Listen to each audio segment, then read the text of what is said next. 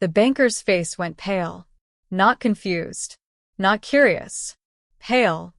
He stared at the old card in my hand, then at the screen, then back at me. "Ma'am," he whispered, "please, come with me. Now." My stomach dropped. People in line turned to stare. A woman clutched her purse. A man frowned like I was holding stolen money. The banker locked his computer screen, stood up too fast, and motioned toward a private office. "You need to see something immediately," he said quietly. Ouch! My hands were shaking so badly, I almost dropped the card. Before I tell you what he showed me, before I tell you why his voice trembled, let me take you back. My name is Eleanor Price. I'm 46 years old, and 3 weeks earlier, my husband threw me out of our house with nothing but a suitcase.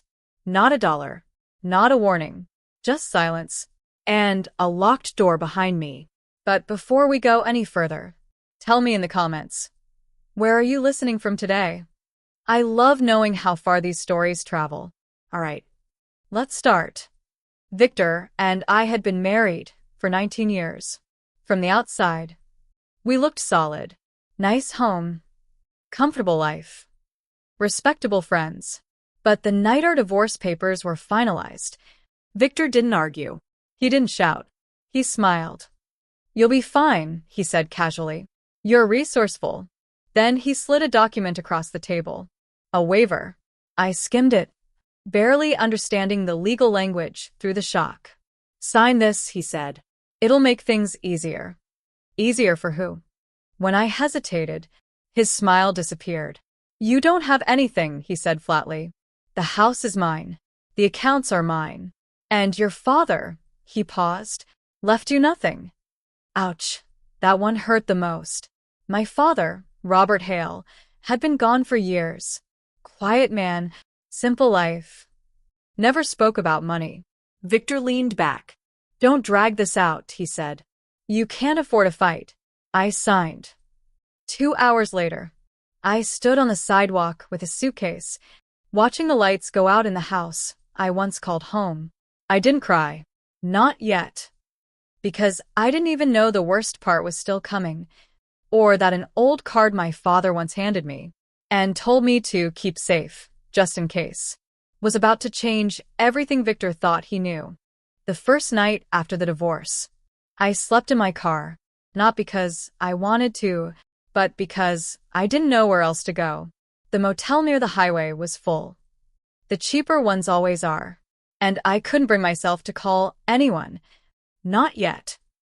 I parked under a flickering streetlight, reclined the seat, and stared at the ceiling until dawn. That's when the humiliation really set in. At sunrise, I checked my phone. No messages. No missed calls. 19 years.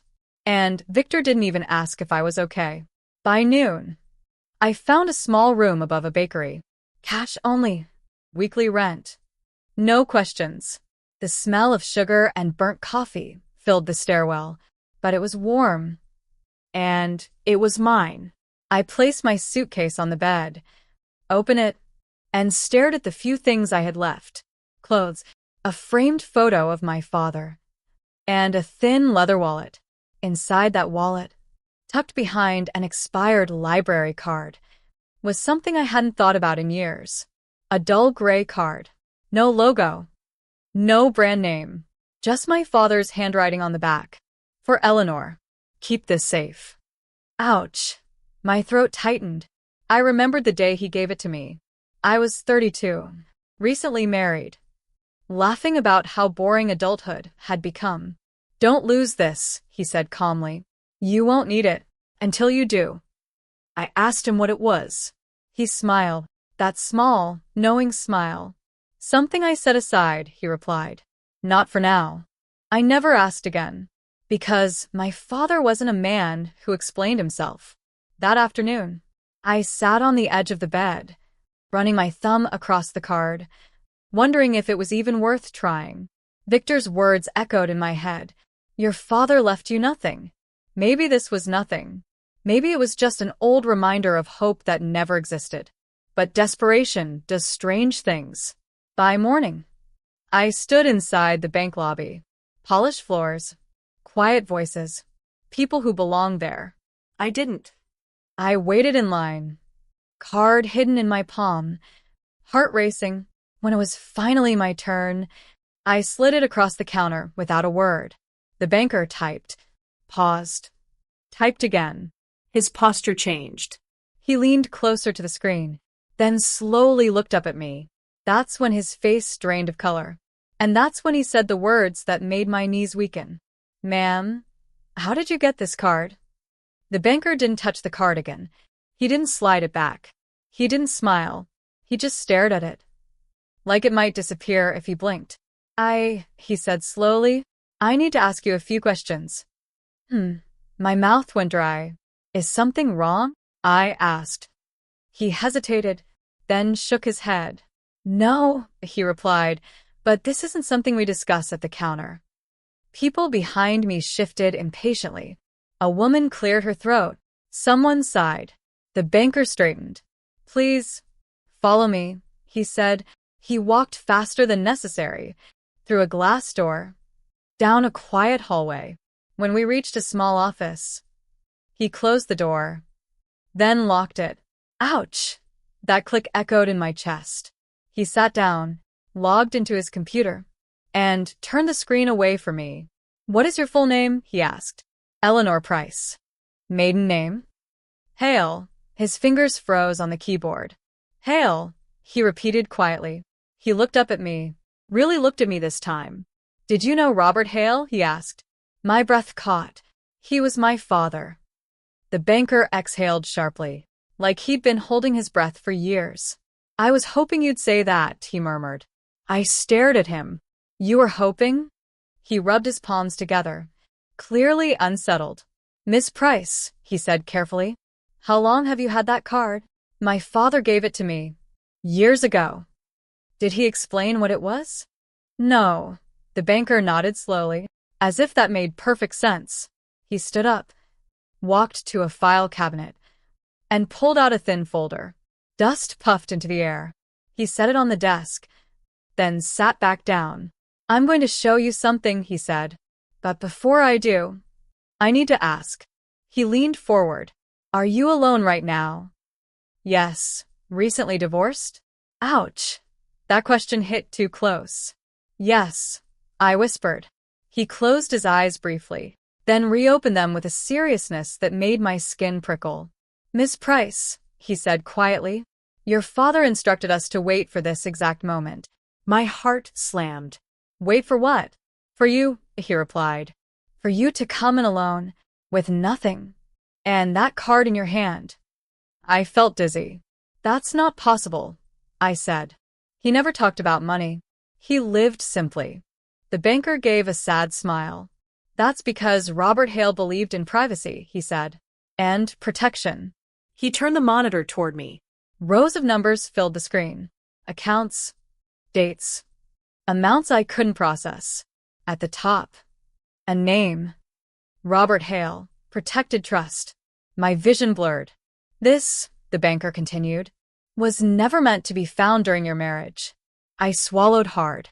Then when he met my eyes, when you needed it most. And in that moment, I realized something terrifying. Victor was wrong. My father didn't leave me nothing. He left me everything. And the truth was only just beginning to surface.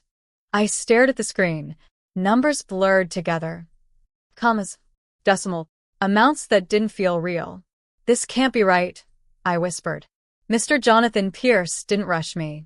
He folded his hands, waited, like he'd done this before. Your father planned this carefully, he said. Years in advance. I shook my head. He was a school maintenance supervisor, I said. He drove a 15-year-old truck. He clipped coupons. Mr. Pierce nodded. That was intentional. He clicked through documents, old agreements, faded signatures. Robert Hale invested quietly, he explained. Small stakes. Long-term land holdings. Nothing flashy. Nothing public. Ouch! My chest tightened. He never wanted attention, Mr. Pierce continued. He wanted certainty. He opened another file. This trust was created before your marriage, he said. Completely protected. Untouchable by any spouse. I swallowed hard. How much? I started. He raised a hand gently. Before we discuss numbers, he said, there's something you should understand. He leaned back. Your father placed conditions on access. Conditions. Of course he did. What kind? I asked. Mr. Pierce slid a single page across the desk.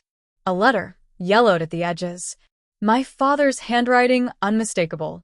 I recognized it instantly. Careful. Precise. No wasted words. Read it, Mr. Pierce said softly. My hands shook as I unfolded the page. Eleanor, if you are reading this, it means life has taken something from you. I hope it wasn't cruel, but if it was, know this. You were never meant to be dependent on anyone who could discard you. Tears spilled before I could stop them. This trust is yours only when you stand alone. Not because marriage is weakness, but because control is. Ouch! My breath broke. Mr. Pierce waited. If someone ever tells you that you are nothing without them, that is the moment you must remember who you are. I covered my mouth. I never knew, I whispered. That's what he wanted, Mr. Pierce said. He asked us to stay silent. No notifications. No reminders. I looked up. Did anyone ever try to access this? I asked. Mr. Pierce hesitated. Just a fraction too long. There were inquiries, he admitted. Indirect ones. My pulse spiked. From who? He met my eyes. Your husband's attorney contacted us once, he said carefully. Years ago. My stomach dropped. He didn't know details, Mr. Pierce added quickly. But he suspected something existed.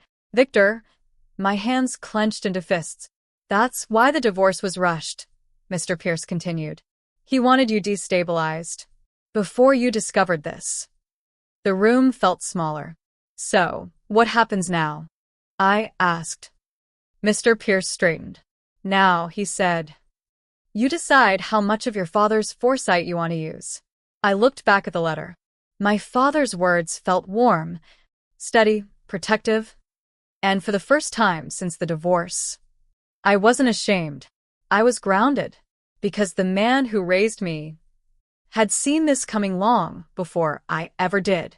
I sat there for a long moment, not speaking, not moving, just holding my father's letter like it might vanish if I let go. Mr. Pierce didn't interrupt. He gave me the kind of silence that respects grief. Finally, I looked up. So Victor knew, I said quietly. Not fully, he replied, but he suspected enough to act. Ouch, that explained everything. The sudden coldness, the rushed divorce, the way he pushed me to sign without reading. How close was he? I asked. Mr. Pierce turned the screen back toward himself, scrolled through a log, and stopped. 6 months ago, he said, your husband's attorney requested confirmation of a dormant asset tied to the Hale name. My chest tightened. And you told him? Nothing, Mr. Pierce said firmly. As instructed. He slid another document across the desk. A confidentiality trigger, he explained. Any further attempts would activate alerts. I exhaled slowly. So, he divorced me first, I said, to make sure he couldn't be blocked later. Mr. Pierce nodded once. That would be my assessment. The realization didn't hurt. It clarified. Victor didn't leave me because I was worthless. He left me because he was afraid. Mr. Pierce cleared his throat. There's one more thing, he said. I braced myself. Your father requested that this meeting be witnessed, he continued, by counsel. He pressed a button on his desk phone. Within minutes, a woman entered the office. Sharp suit, calm eyes, confident stride. Ms. Price, she said warmly. I'm Marianne Lowell, my lawyer. She's been retained since the trust's creation, Mr. Pierce explained. On your father's instructions. I let out a shaky laugh. He thought of everything, I said. Marianne smiled gently. He really did. She sat beside me. Eleanor, she said softly, your husband has no claim. No leverage. No access. Relief washed over me, deep, steady. But, Marian added, he may try something else. I frowned. What do you mean? People who plan in secret don't like losing control publicly, she replied. He may reach out, as if summoned. My phone buzzed. Unknown number. A message appeared. Victor. We need to talk. Immediately. My hands went cold. Marian glanced at the screen. Do not respond, she said. Not yet. Mr. Pierce stood. There's a private exit, he said. For your privacy. As we walked down the corridor. My phone buzzed again. Another message. Victor. I know you went to the bank. Ouch. My heart skipped. He knew. But what he didn't know yet was how completely he had already lost. Because the next time Victor would see me, it wouldn't be as the woman he discarded. It would be as the one who no longer needed him at all. I didn't answer Victor's message. I stared at it, then locked my phone. Not out of fear, out of clarity. Marianne walked beside me through the private exit, her heels clicking softly. Steady, unrushed. People like your husband, she said calmly, panic when they lose the advantage. We stepped into the afternoon light. For the first time in weeks, the air didn't feel heavy. Mr. Pierce handed me a sealed envelope. Everything you need is inside, he said. Access instructions, account summaries, and your father's final notes. I held it carefully, like something fragile and powerful. As I drove back toward the bakery, memories flooded in. Victor insisting on handling finances. Victor laughing when I asked questions. Victor saying, trust me. Ouch. That word stung now. At the apartment, I sat on the edge of the bed, opened the envelope, and read. My father's handwriting appeared again. Steady. Familiar. Safe. Eleanor. If you're reading this, someone tried to make you small. Remember, independence isn't rebellion. It's protection. Tears slipped down my cheeks. Not from sadness, but from gratitude. My phone buzzed again. Victor. This time, a voicemail. His voice sounded tight, controlled, forced. Eleanor, he said, we need to straighten something out. There's been a misunderstanding. Misunderstanding? He continued. I heard you went to the bank. That account, if it exists, belongs to us. To the marriage. I almost laughed. Call me back, he added quickly. We can be reasonable. Reasonable. That was his favorite word when he wanted something. I forwarded the voicemail to Marianne. Her reply came seconds later. Do not engage. We're moving to the next phase. The next phase. That night. I didn't sleep in my car. I slept in the bakery room. Windows open. Listening to the hum of the city. And for the first time, I slept deeply. The next morning, Marianne called. He's been asking questions, she said. Not quietly. My chest tightened. Who? I asked. Victor and his sister, she replied. They tried to access records through social connections. Of course they did. Did they get anything? I asked. No, she said. But that tells us something important. What? I asked. He's preparing for a confrontation, she said calmly. I looked at my reflection in the mirror. Tired eyes, but steadier than before. I'm ready, I said. Marianne paused. Good, she replied. Because the way he finds out the truth. She hesitated. Will not be private. My pulse quickened. How? I asked. There's a public proceeding next week, she said. One Victor can't avoid. A pause. And that's where everything will change. I ended the call, stood still, and felt something solid form inside me. Victor thought control meant silence. He was about to learn. It also means exposure. The public proceeding Marianne mentioned. It wasn't a courtroom. It was worse. A charity board meeting. Victor had spent years cultivating that room. Donations, handshakes, Quiet power plays. He loved being seen there. Marianne explained it calmly. Your father's trust holds a minority stake in a redevelopment fund, she said. Victor's firm partnered with it years ago. He believed the investor was anonymous. Ouch. I understood immediately. He thought he was smarter than everyone, I said. Yes, she replied. And he's about to find out he wasn't. That morning, I dressed simply. No designer labels. No dramatic colors. Just clean lines. Neutral tones. Nothing that asked for attention. Because confidence doesn't shout. When I arrived at the venue, I didn't go through the main doors. Marian met me at a side entrance. Clipboard in hand. Expression unreadable. Stay close, she whispered. Inside. The room buzzed with polite laughter. Glasses clinking. Voices layered with money and influence. Victor stood near the front. Relaxed. Charming. Already shaking hands. He hadn't seen me yet. Good. The meeting began. Slides projected. Numbers discussed. Progress celebrated. Then the moderator smiled. And finally, he said, I'd like to recognize a long-standing contributor whose identity was recently made public. My heart beat once. Hard. The Hale Trust, the moderator continued, established by the late Robert Hale. Victor stiffened. I saw it, even from across the room. His smile faltered. The moderator kept going. The trust's beneficiary is present with us today. A pause. Ms. Eleanor Price. Every head turned. The room went silent. I stepped forward. Victor's face drained of color. Not pale, empty. He stared at me, then at Marian, then back at me. No, he whispered. The moderator smiled politely. Ms. Price has graciously agreed to say a few words. I took the microphone. My hands were steady.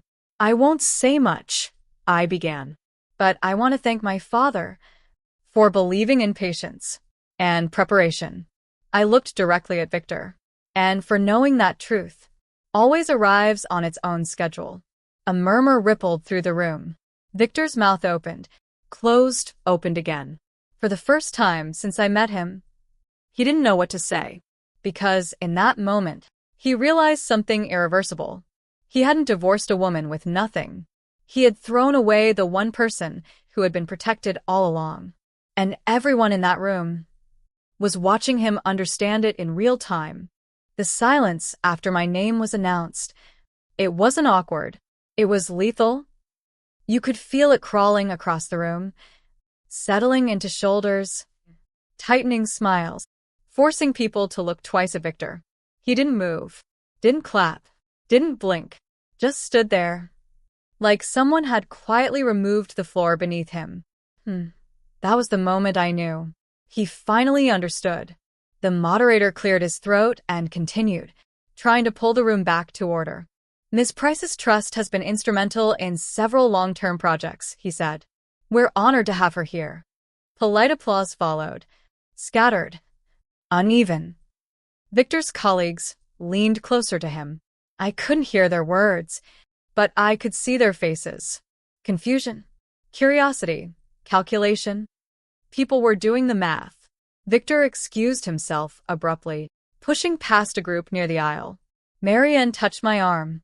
Don't follow, she murmured. I didn't plan to. This wasn't about chasing him. It was about letting him sit with it. A few minutes later, the meeting adjourned. Clusters formed instantly. Whispers spread like spilled ink. I moved slowly, gracefully, as if I belonged there. Because I did. A woman approached me first, someone I recognized from Victor's office holiday parties. Eleanor, she said carefully, I had no idea. Your father was Robert Hale. I smiled politely. He preferred it that way, I replied. Another man stepped in. Victor never mentioned this, he said, trying to sound casual. No, I said gently. He wouldn't. Ouch. That one landed. Across the room, I spotted Victor again. He stood alone now, phone pressed to his ear, jaw tight. His voice rose. then dropped. He looked around, saw people watching, and turned away. The man who once controlled every room was suddenly the most exposed person in it. My phone vibrated. A message from Victor. Victor, you planned this. I didn't reply. Another message followed. Victor, you embarrassed me. Mary Ann leaned closer. Save those, she whispered.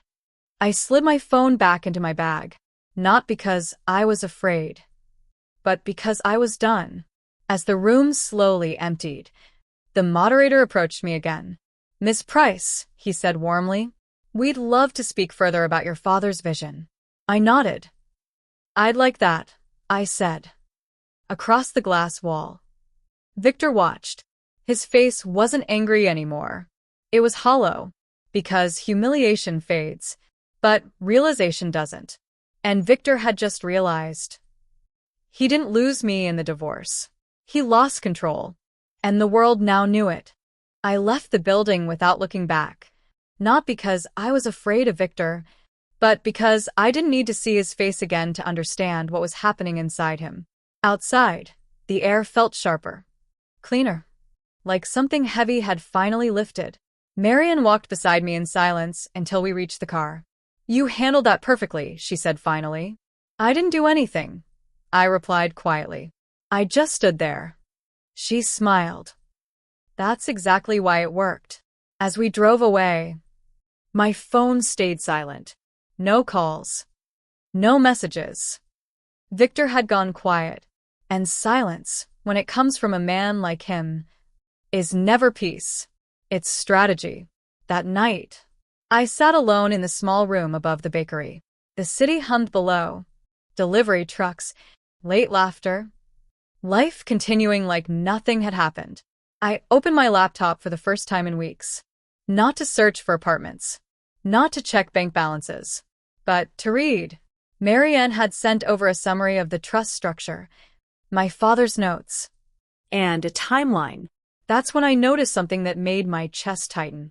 Victor hadn't just benefited indirectly from the fund. His firm had taken out short-term loans, secured against projected returns. Returns that depended on the trust's continued silence. Ouch! My fingers froze over the keyboard. If those projections failed, his firm wouldn't just look foolish. It would collapse. And now, the silence was gone. I leaned back in a chair, staring at the ceiling. So that was it. That was why he divorced me so suddenly. Why he pushed paperwork across the table like it meant nothing. Why he told me my father left me nothing. He wasn't just protecting himself. He was racing against time. My phone buzzed suddenly. Victor. This time, a call. I let it ring, again and again. Finally, a voicemail came through. His voice sounded different now. Not sharp. Not controlled. Thin. Eleanor, he said quietly, we need to talk. Please. Please. That word didn't sound natural coming from him. I didn't know, he continued. About the trust. About your father. A pause. Then a breath. If I'd known, things would have been different. I closed my eyes. Different how? Kinder. Honest. Or just more careful. Another message followed seconds later. Victor. This doesn't have to get ugly. There it was. The threat wrapped in softness. I forwarded everything to Marianne. Her reply came quickly. He's scared. And he should be. I stared at my father's letter again. The lines I'd nearly memorized by now. Truth arrives on its own schedule. Tomorrow, there would be another meeting. Another room full of people Victor once controlled. And this time, he wouldn't just lose his image. He would lose his leverage. Because the more Victor tried to pull me back into his orbit, the more visible his desperation became. And desperate men make mistakes. Big ones. The next morning didn't begin with noise. It began with stillness. The kind that presses against your ears, makes you notice your own breathing, forces you to pay attention. I woke before the alarm, sunlight slipping through the thin curtains, my phone resting face down on the nightstand. I didn't touch it right away. Because I already knew Victor wouldn't stop at voicemails. And I was right. 3 missed calls. 2 new messages. I read them slowly. Victor. You don't understand what you're doing. Victor. There are people involved. Serious people. That one made me smile. Serious people? The same ones who shook my hand yesterday, who smiled politely while watching his world crack open. I forwarded the messages to Marianne. Her response came almost instantly. Good. He's escalating. Escalating. That word used to scare me. Now, it steadied me. By noon, Marianne called. There's another meeting this afternoon, she said. Smaller. Closed doors. Victor will be there. I sat up straighter. What kind of meeting? I asked. Damage control, she replied. He's trying to reassure partners. Convince them this changes nothing. Ouch. That told me everything. Do I need to attend? I asked. No, she said calmly, but you should know what he's saying. An hour later, she sent me a transcript summary. Victor had claimed the trust was symbolic, that the Hale name carried weight, but no real influence. A lie, and not even a good one, because by then, emails were already circulating. Questions were being asked. Who was Robert Hale? Why was his daughter never mentioned? Why was Victor divorced weeks before the trust became public? Patterns were forming. My phone rang again. Victor? I answered this time, not because I owed him, but because I wanted to hear his voice. Eleanor, he said quickly. Thank God. We need to fix this. Fix. Like something broken. I'm listening, I said evenly. He exhaled. This publicity. It's unnecessary, he said. We can handle this privately. Privately? Of course he wanted that. You humiliated me, he added. And now people are talking. I paused. People talk, I said. You taught me that. Silence. Then, his tone shifted. I made a mistake, he said. But we were married. What's yours is mine, too. Ouch. There it was, the entitlement. The trust predates our marriage, I replied calmly. You know that. Another pause. You don't have to destroy me, he said softly. I closed my eyes. I'm not destroying you, I said. I'm not doing anything at all. His breathing grew uneven. Then stop this, he snapped. Withdraw. Say, it was a misunderstanding. I felt something settle inside me. Solid. Unmovable. No, I said quietly. A sharp inhale on the other end. You think you're protected, he said. But you don't know what I'm capable of. That threat didn't scare me. It confirmed something far more important. Victor wasn't finished. And when a man like him feels cornered, he doesn't retreat. He exposes himself. The moment Victor threatened me, something inside me went very still. Not scared. Not shaken. Alert. Because men like Victor don't threaten unless they're losing control. I ended the call without saying goodbye, placed my phone face down, and sat there listening to my own breathing. Slow, steady, grounded. 5 minutes later, Marianne called. He just contacted my office, she said calmly. He's asking for mediation. I let out a short laugh. That was fast, I said. Too fast, she replied, which means something else is happening. She was right. Within hours, the story shifted. A former colleague of Victor's firm reached out anonymously. Then another. Whispers became emails. Emails became documents. By evening, Marianne forwarded me a file labeled simply, urgent. Inside were internal messages Victor never expected to resurface. Loan requests, risk disclosures.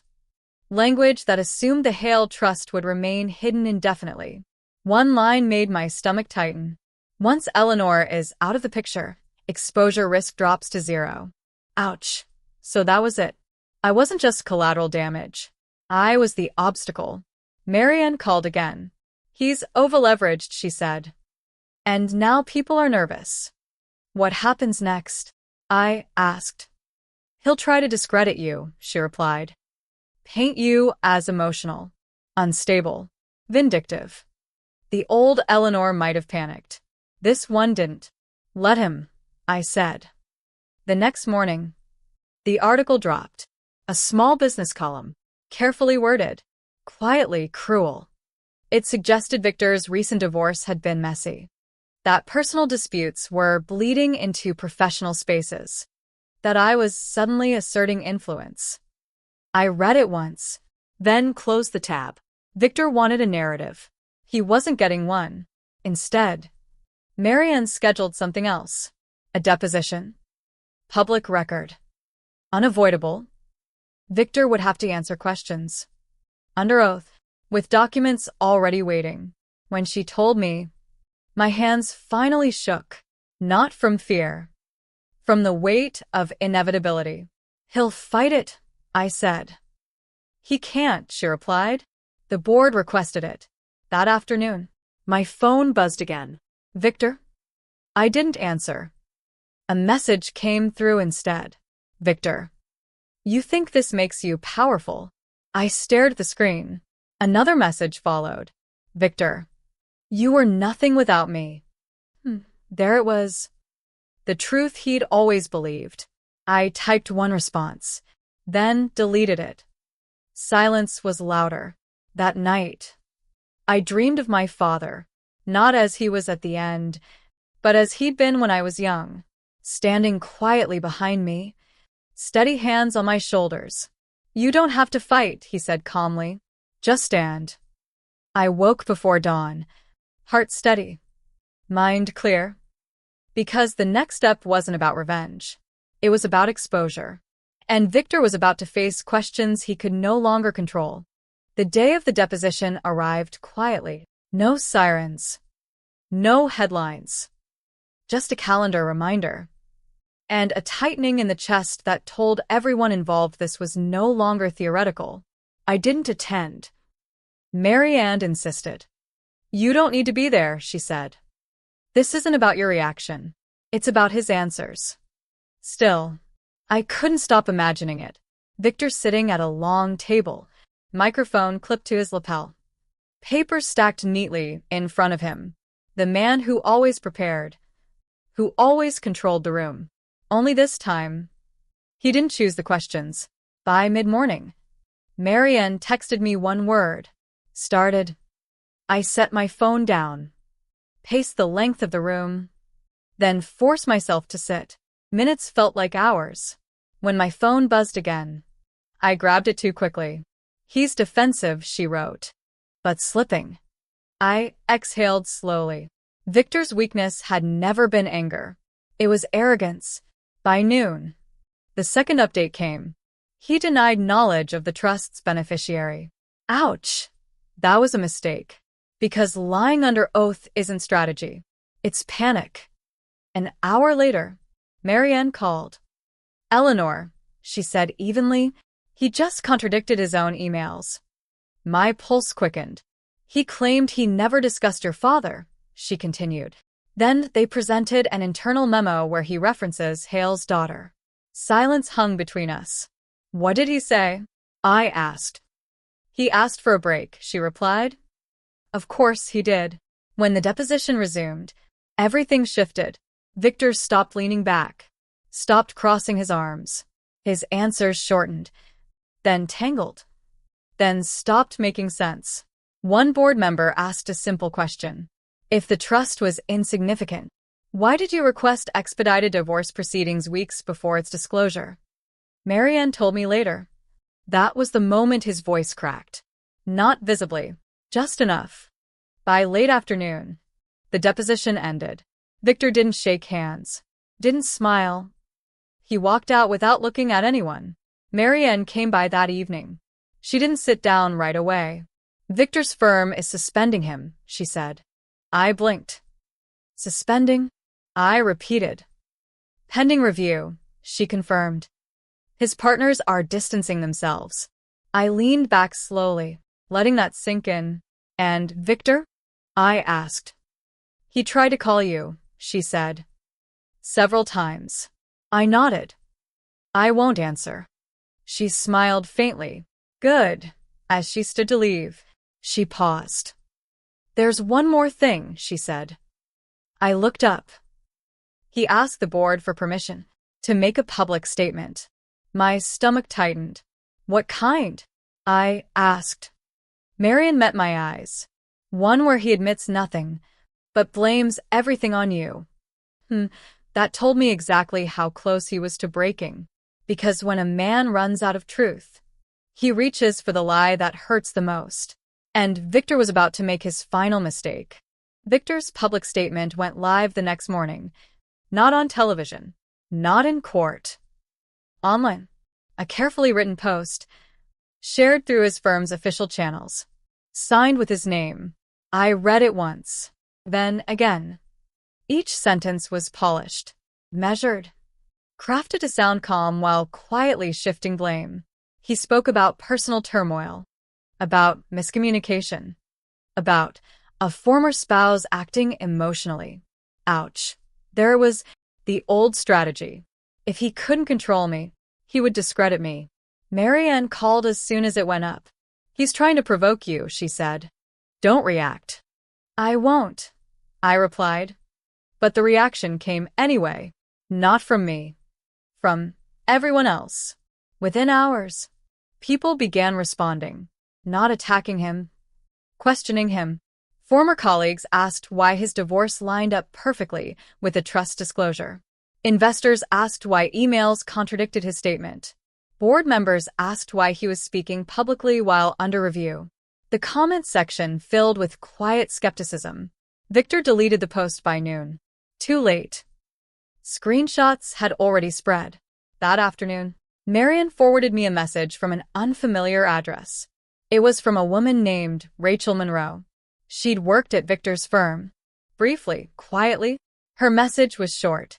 I don't know if you remember me, but I know the truth about what he planned. My breath caught. Marianne read it carefully. She's credible, she said. And nervous. We arranged a call. Rachel's voice shook at first, but steadied as she spoke. Victor had asked her to research divorce timelines, to flag which states favored rapid asset separation, to monitor disclosure schedules tied to the Hale Trust. He told me it was precautionary, she said, but it didn't feel like that. It felt strategic, calculated. Rachel had saved emails, drafts, notes Victor assumed no one would keep. Marianne ended the call slowly. This, she said, changes everything. That night, I didn't sleep, not because I was afraid, but because I finally understood the full shape of what he'd done. Victor didn't just leave me broke. He orchestrated my removal. And now, that orchestration was documented. The next morning, Marianne requested a follow-up deposition. This time, with Rachel's materials included. Victor tried to block it. He couldn't. By noon, the board had voted. Victor was formally removed, pending investigation. When Marianne told me, I felt something unexpected. Not triumph. Relief. Because the man who once told me I was nothing had just lost the only thing he believed made him someone. And he still hadn't realized. The final blow wouldn't come from a lawyer. It would come from the truth. Spoken aloud, where he could no longer outrun it. Victor didn't take his removal quietly. He didn't issue an apology. Didn't retreat into silence. He went on the offensive. By the end of the week, his attorney filed a formal complaint against me, accusing me of emotional manipulation, of exploiting my father's legacy, of intentionally damaging Victor's reputation for personal gain. I read the document slowly. Every accusation felt familiar, because it was the same language Victor used at home, just dressed up in legal words. Marianne wasn't impressed. This is desperation, she said calmly. He's throwing anything he can. What happens now? I asked. She slid a new folder across the table. Now, she said. He has to say these things out loud. My pulse quickened. A hearing? I asked. Yes, she replied. Public record. Witnesses present. Victor had asked for it. He wanted a stage. What he didn't realize was how many people were ready to step onto it with him. The hearing was scheduled for the following Tuesday. In the days leading up to it, more messages arrived. Former employees, old acquaintances, people who had stayed silent for years. Patterns emerged. Victor had a habit of discarding people once they stopped being useful, of rewriting narratives, of punishing anyone who didn't comply quietly. Rachel wasn't the exception. She was the beginning. The night before the hearing, I sat alone with my father's letter, the same one I'd read 100 times. This time, I noticed a line I'd overlooked before. You don't need to prove who you are to anyone who profits from your doubt. I slept peacefully. The morning of the hearing, the room was full, not dramatic, not loud, just attentive. Victor arrived late. His suit was sharp, but his eyes were restless. He avoided looking at me. Marianne squeezed my hand. Remember, she whispered, you don't need to perform. I nodded. Victor's attorney spoke first, painted me as emotional, unstable, vindictive. A woman who couldn't accept being left. Ouch. It was almost convincing. Then Marianne stood. She didn't raise her voice. She didn't rush. She simply introduced evidence. Emails. Timelines. Messages Victor forgot existed. She called Rachel to testify. Rachel's voice didn't shake this time. She spoke clearly, methodically, honestly. Then Marianne asked for one final thing. To play an internal audio recording, she said. From Victor's own files. Victor stiffened. What recording? His attorney asked sharply. Marianne met his eyes. The one where he explains exactly why the divorce needed to happen, before Eleanor discovered the truth. The room went still. Victor stood up halfway. That recording is out of context. The moderator raised a hand. Sit down, Mr. Price. The audio began. Victor's voice filled the room, confident, casual, unmasked. And as his own words echoed back at him, I watched his future fall apart. The room didn't react all at once. At first, there was only Victor's voice. Certain, unbothered. Once the divorce is finalized, the recording said, she won't have the leverage to interfere. Timing matters. Ouch! A sharp intake of breath rippled through the audience. Victor shot to his feet. This is illegal, he snapped. You can't use that. The moderator didn't even look at him. Sit down, she said flatly. The audio continued. I don't need details, Victor's voice went on. I just need her gone before anything surfaces. My hands were steady in my lap, but my heart pounded, not from fear, from the clarity of it. There it was. No interpretation, no emotion, just strategy. Rachel stared at the table, jaw tight, as if she were hearing it for the first time again. Victor's attorney leaned in, whispering urgently. Victor shook his head, hard, like denial could undo sound. The moderator paused the recording. Mr. Price, she said. Is that your voice? Silence. Every eye in the room fixed on him. He swallowed. Yes, he said quietly. And did you authorize this conversation? She asked. Yes. And does it accurately reflect your intent at the time? Victor hesitated. Just long enough. No, he said finally. It was taken out of context. That answer didn't land. The moderator nodded once. Continue, she said. The recording resumed. If she finds out first, Victor's voice said, I lose control of the narrative. Control. That word echoed in my chest. The audio clicked off. Silence returned. Thicker this time. The moderator leaned forward. Mr. Price, she said evenly, do you understand how this sounds? Victor's shoulders slumped. I was protecting myself, he muttered. The room shifted. Protecting himself. Not his marriage. Not his wife. Just himself. Marianne stood. No further questions, she said calmly. The moderator looked at Victor's attorney. Any response? She asked. He cleared his throat. Not at this time. Of course not. There was nothing left to spin. The moderator turned to the panel. They conferred quietly. Papers shuffled. Pens scratched. I watched Victor. His face wasn't angry now. It was empty. The man who once dictated outcomes was waiting for one. Finally, the moderator spoke. Based on the evidence presented, she said, this board finds Mr. Price acted in bad faith and engaged in deliberate manipulation. Victor closed his eyes. We are recommending permanent disassociation and referral for further review. Permanent. The word landed. Victor looked at me then. Really looked. Not with hatred. With something closer to disbelief. Like he was seeing me for the first time. I didn't react. I didn't smile. I didn't need to. Because the truth had done what I never could. It had spoken. And Victor had no reply. The hearing ended without drama, no shouting. No last speeches.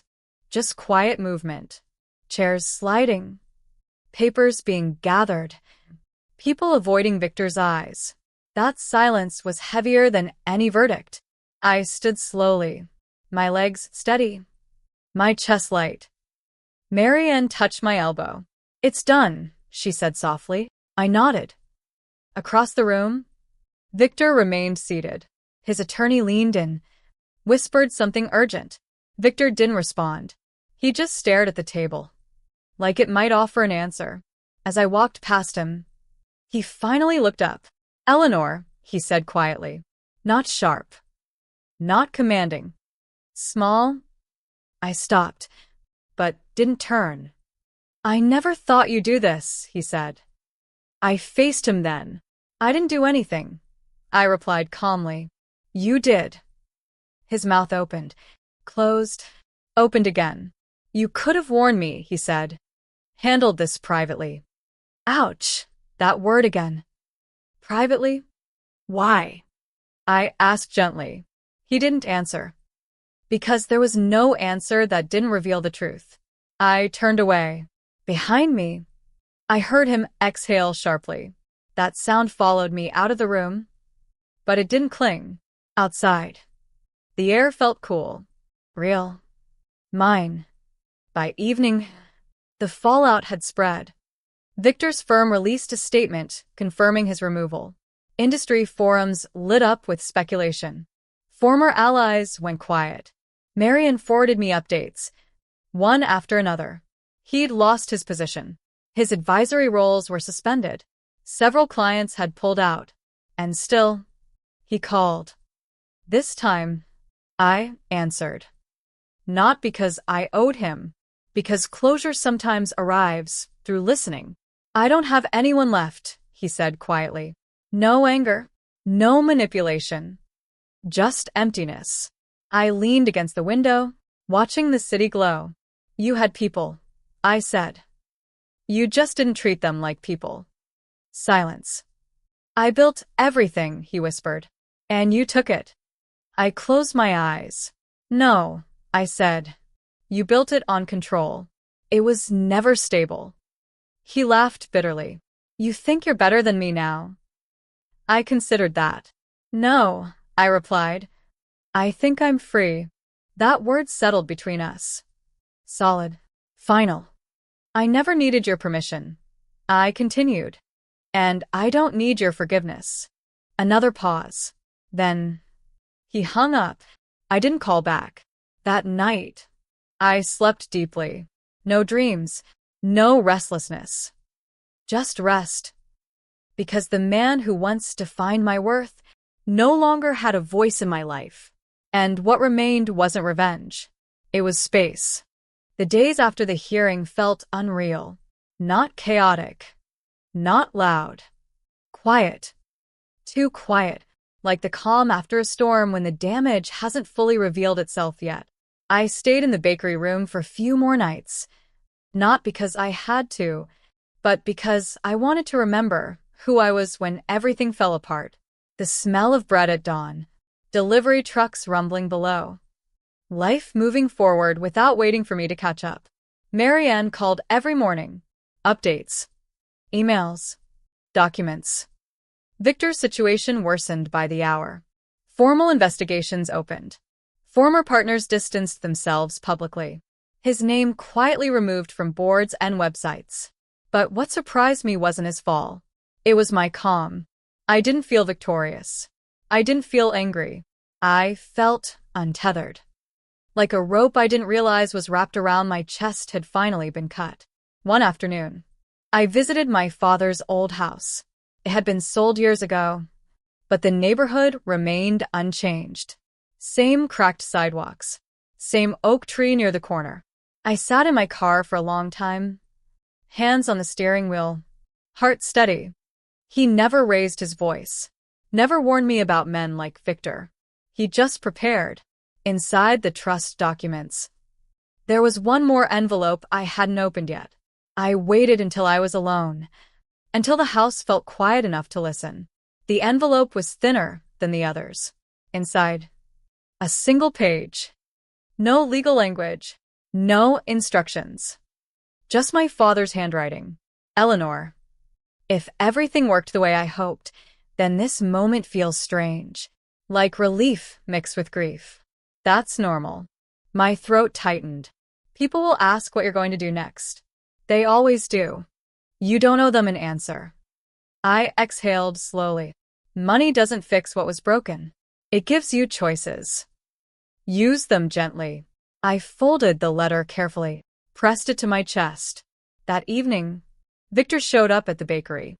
I saw him through the window before he saw me, standing on the sidewalk, hands in his pockets. Smaller than I remembered. My heart didn't race. It didn't sink. It simply acknowledged him, like a memory passing through. He looked up when I stepped outside. I just wanted to see you, he said. No demand. No accusation. I'm leaving town, he added quickly. Thought you should know. I nodded. That's probably for the best, I said. He swallowed. I don't expect forgiveness, he said. But I wanted you to know. I see it now. I studied his face. The exhaustion, the regret. I hope you do, I replied. Because seeing it is the only thing that might stop you from doing it again. He nodded once, then turned away. I watched him walk down the street, until he disappeared. And I felt something close quietly inside me. Not hatred. Not triumph. Closure. But the story wasn't over yet, because the choices my father left me were about to change more than just my life. And the next decision I made would define who I became after surviving Victor. Victor leaving town didn't feel like victory.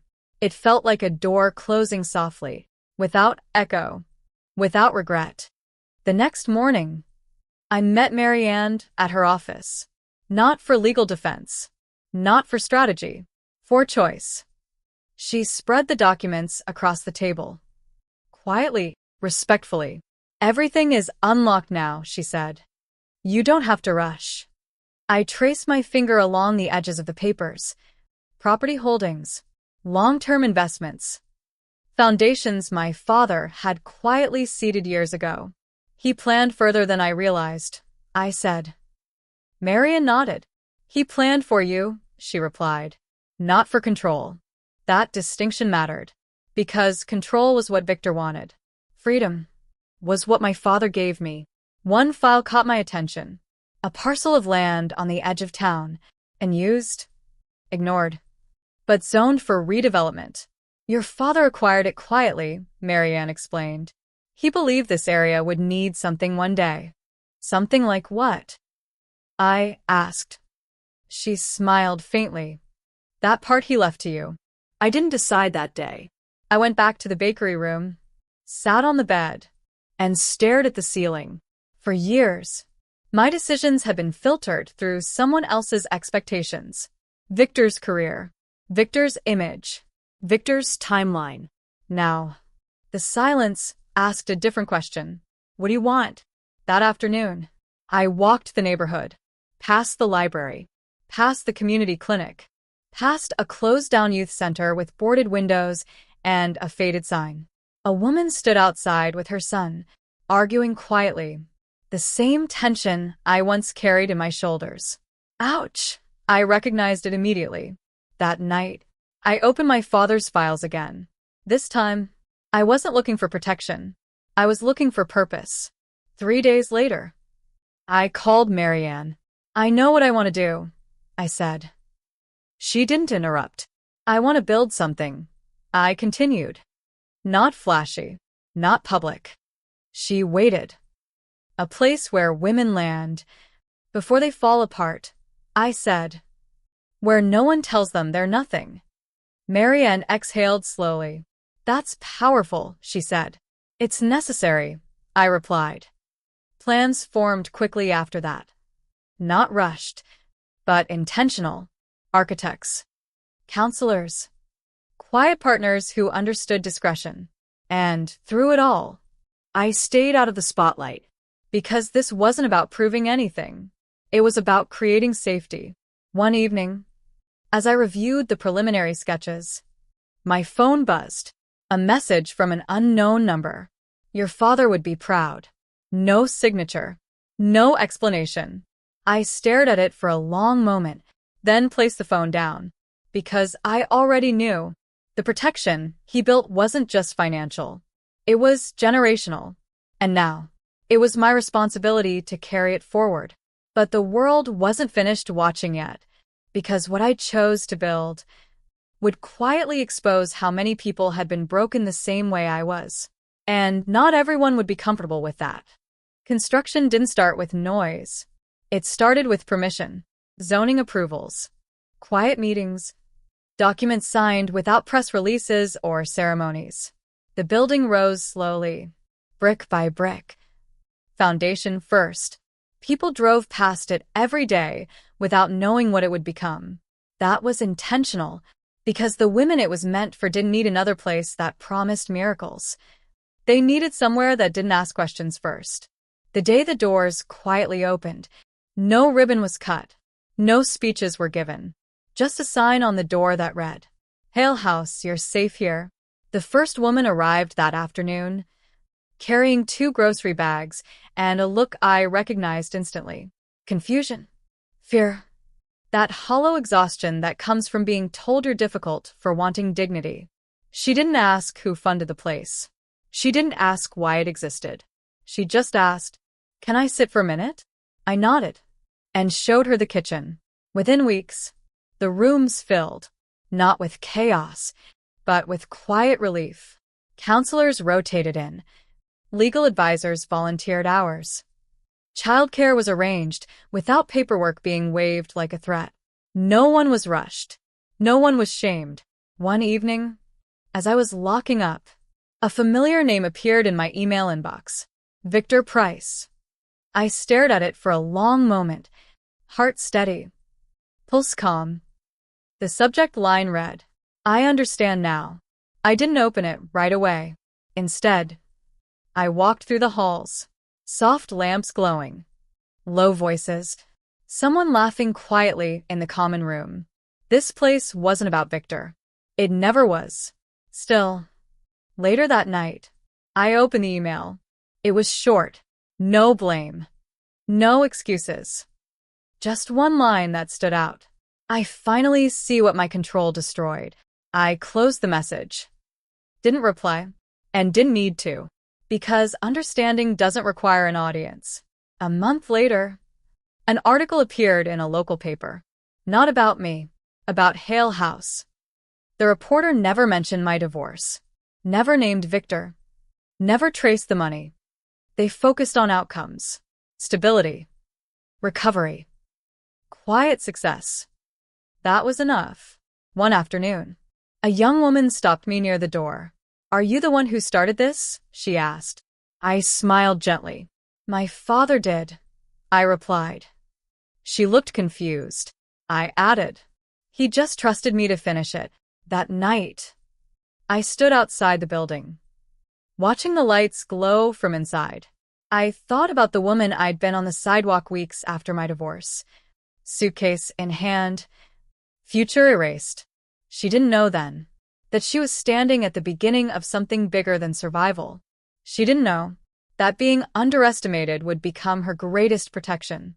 Because the truth is, Victor thought he won when he threw me out with nothing. But what he really did was remove every barrier between me and who I was always meant to become. And the legacy my father left behind wasn't money. It was foresight. And it was finally doing what it was designed to do. I didn't go back to the house Victor and I once shared.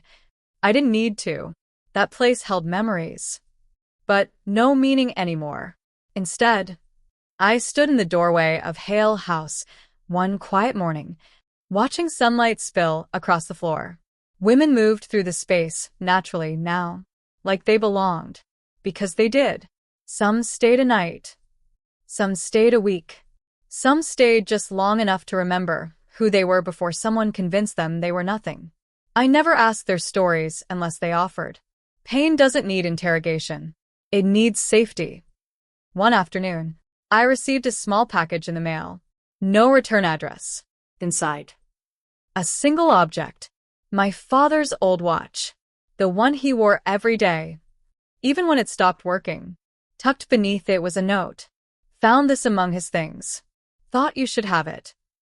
No signature. No explanation. I smiled softly. Some things find their way home without effort. I wore the watch that day, not because it worked, but because it reminded me of time, how my father understood it, how Victor tried to control it, and how I finally learned to trust it. Months passed, quietly, productively. Hale House expanded its programs. Partnerships formed without publicity. Lives shifted without announcements. One evening, as I prepared to lock up, a woman I didn't recognize approached me. She hesitated, then said, "I heard about you." I raised an eyebrow gently. "What did you hear?"